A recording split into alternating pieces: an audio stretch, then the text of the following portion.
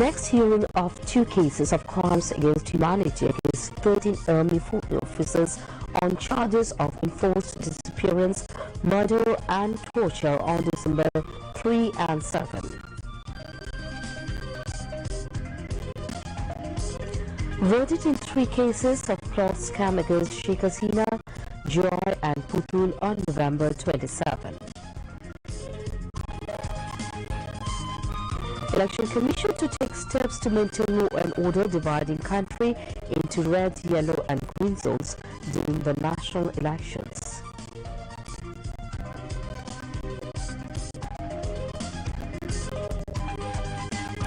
Law and order situation improving ahead of the national election.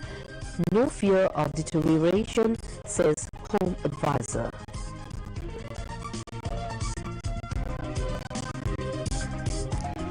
Eight people died of dengue in a single day, another 778 hospitalized.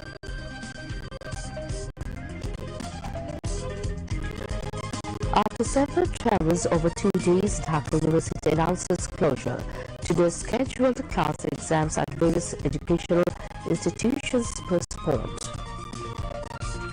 24 Palestinians killed in another major Israeli attack in Gaza. Hamas 6 U.S. intervention to save the ceasefire.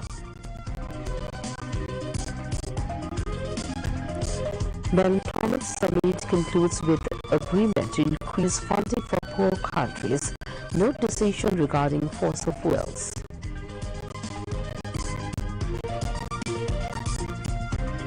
And in Maypur, Bangladesh watch Ireland, defeating them by 217 runs in second and final test of series.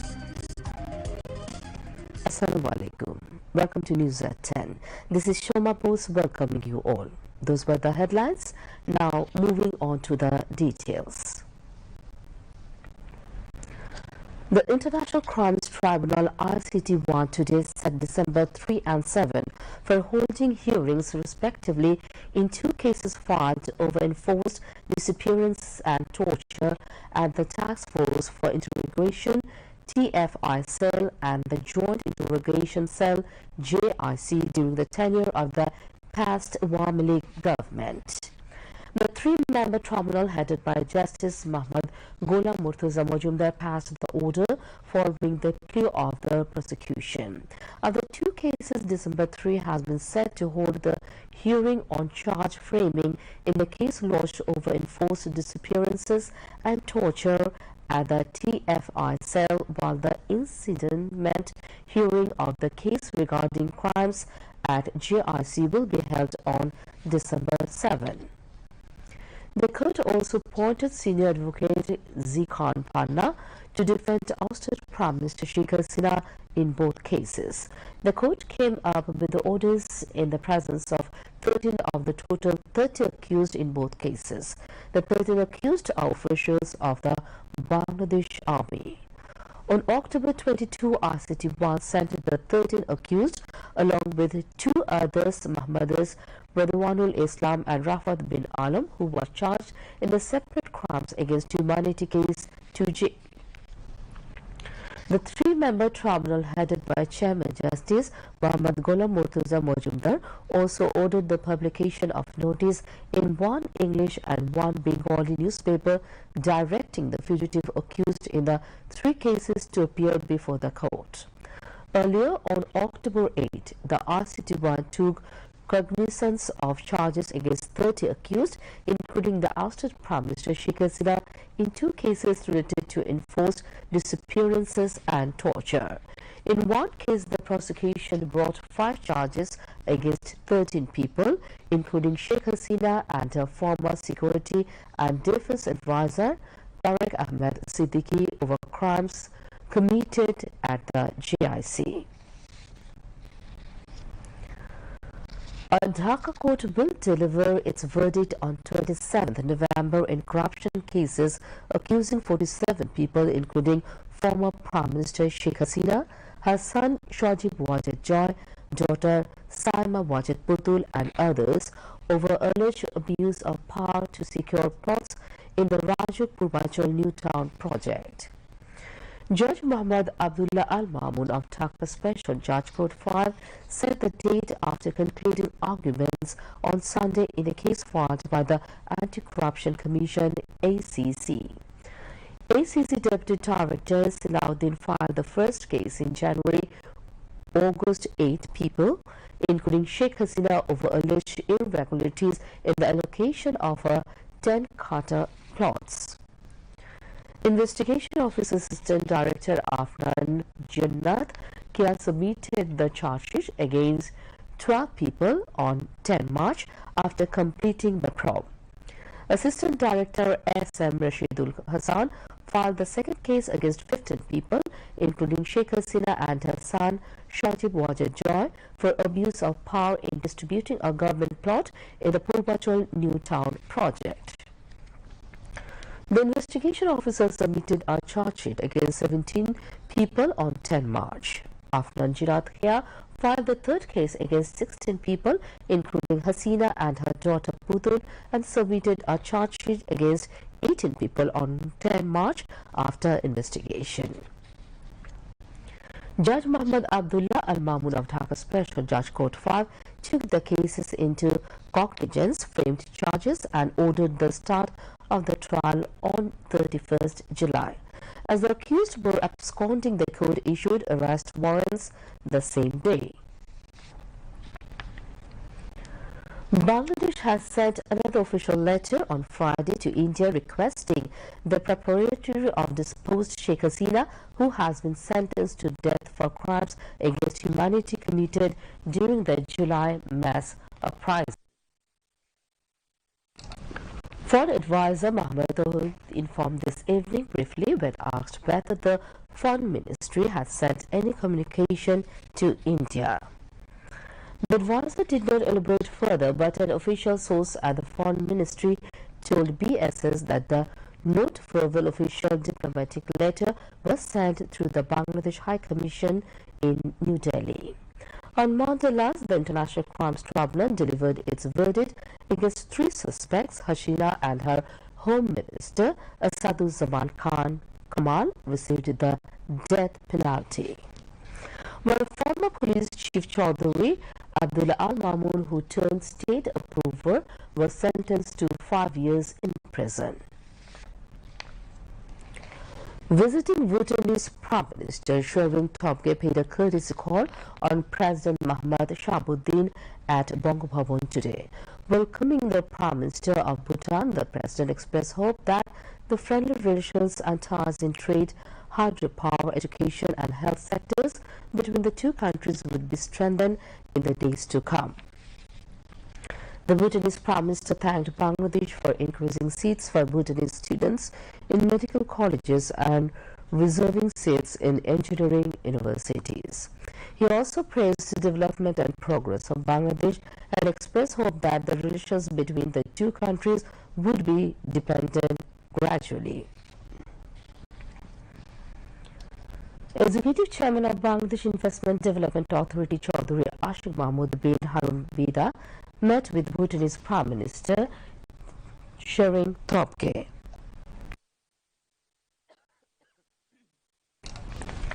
The meeting was held at the Intercontinental Hotel in the capital this morning.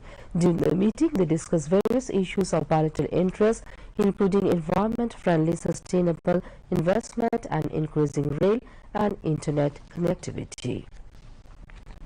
The Bhutanese Prime Minister said that Bangladesh's economy is in a much better after the July uprising. He praised the efforts of the chief advisor in this regard. Nahian Rahman Rochi, head of business development at Bangladesh Investment Development Authority, was present on the occasion. A 3-member delegation led by Bangladesh Nationalist Party BNP Secretary General Mirza Fakhrul Islam Alamgir met with Bhutanese Prime Minister Sherwin Tobgay. The meeting was also held at Hotel Intercontinental tonight. The BNP Secretary General greeted the Bhutanese Prime Minister with flowers and introduced the members of the delegation. During the meeting, they discussed various issues related to the interest of the two countries, including the upcoming national elections, Bangladesh's democratic transition, trade and commerce, and power and energy. The Bhutanese Prime Minister inquired about the health of BNP chairperson and former Prime Minister Begum Khaleda Zia. BNP Standing Committee member Dr. Abdul Moin Khan and Organizing Secretary Shama Obayat were present at the meeting. Later, the BNP Secretary General presented 3 books written on Shohid President Ziaur Rahman, BNP Chairperson Begum Khaleda Zia, and BNP Acting Chairman Tariq Rahman to the Bhutanese Prime Minister. A delegation from Bangladesh Jamaat-e-Islami met with Bhutanese Prime Minister Sherin Topke. The delegation led by Jamaat-e-Islami's Amir Dr. Shafiqur Rahman met with the Bhutanese Prime Minister at Intercontinental Hotel this evening. Jamaat-e-Islami's Secretary General Mia Ghulam Parwar was also present among others. Bhutanese Prime Minister Sherin Topke introduced the Amir of Jamaat to his country's Foreign and Commerce Minister. At that time, Bhutanese Prime Minister inquired about the Amir's health. During the meeting, various bilateral issues, including the upcoming elections and referendum, were discussed.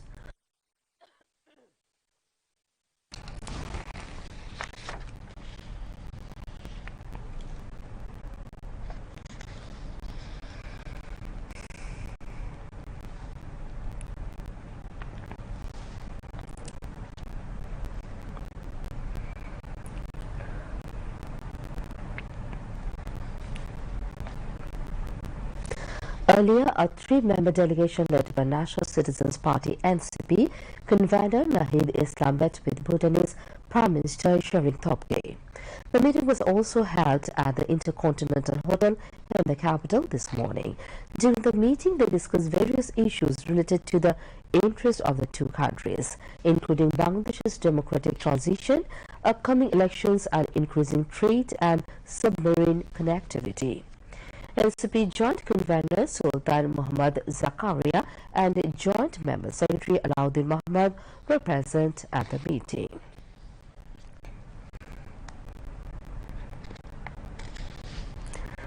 Due to the emergency situation arising after the earthquake, Dhaka University has been declared closed until December 6. Students have been instructed to vacate their halls by 5 p.m. today. The decision was taken at an emergency meeting of the Dhaka University Syndicate yesterday. The information was shared through a university press release. The meeting was also held virtually under the chairmanship of Vice Chancellor Professor Niaz Ahmed Khan. The press release stated that the meeting considered the physical and mental impact on students caused by the recent earthquake and aftershocks. At the same time, the overall safety of the students was given the highest priority. Opinions from experts of BUET, the Director of the Planning and Development Office, and the Chief Engineer were analyzed at the meeting. They opined that a thorough inspection of the residential halls is necessary, along with an overall risk assessment and required renovations following the earthquake. In addition to the scheduled examinations at various educational institutions have been postponed. The Election Commission will take steps to maintain law and order, dividing the country into red, yellow and green zones during the national elections.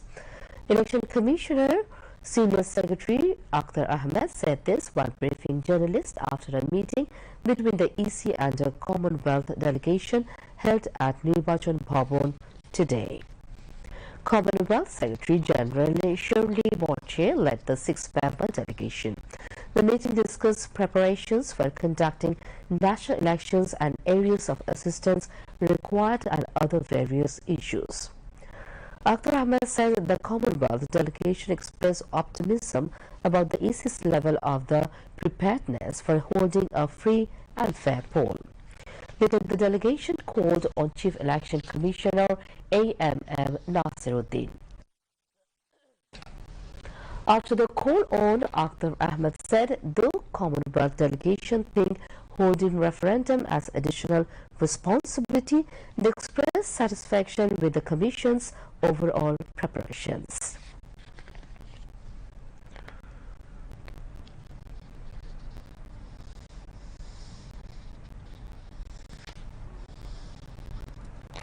Home Advisor retired Lieutenant General Jahangir Alam Chaudhary has said that there is no fear of a deterioration in the law and order situation ahead of the upcoming parliamentary election.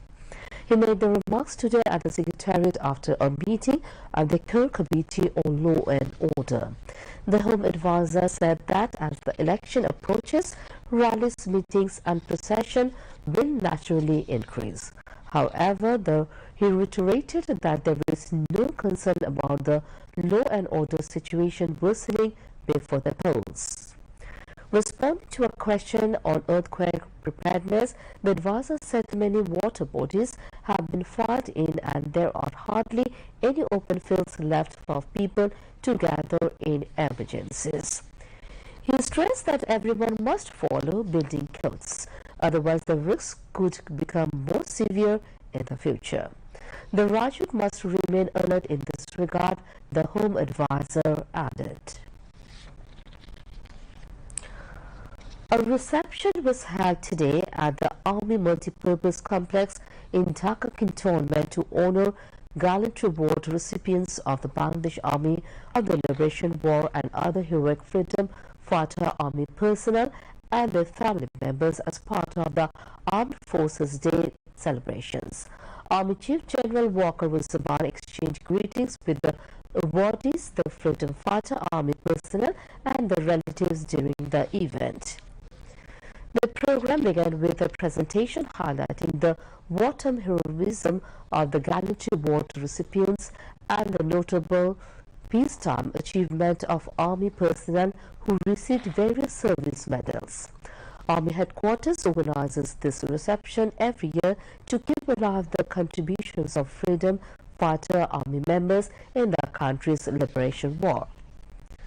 The Army Chief decorated 64 Army personnel with honors in recognition of their bravery and exemplary service. Gallantry Award recipients and fighter Army personnel, their family members and senior military officials, Army personnel, invited guests and media representatives attended the reception. BNP Standing Committee member Salahuddin Ahmed, Amir of Islami Andolon Bangladesh, Mufti Syed Muhammad Rizal Karim, Gano Adhikar Porishad President Nurul Haq Nur and leaders of various political parties also addressed the event. NCP convener Nahid Islam has said that his party is working to field candidates in all 300 constituencies in the upcoming parliamentary election. He made the remarks today while speaking at the press conference held at the Shohid Abu Said Convention Center in the capital's Shahbag. Nahid Islam said that if any party or political group agrees with NCP's ideology and principles, discussion with them may take place. He also said that even if the NCP does not win a single seat in the upcoming election, the National Citizens Party will remain steadfast in the ideals, principles and goals. NCP central leaders were present at the press conference. 8 patients died of dengue and 778 were hospitalized across the country with a dengue fever in last 24 hours. According to the Directorate of Health, with the latest fatalities, the total number of deaths from the mosquito-borne disease in the country has risen to 364 this year, and 90,264 dengue patients were admitted to hospitals. Now moving to international news.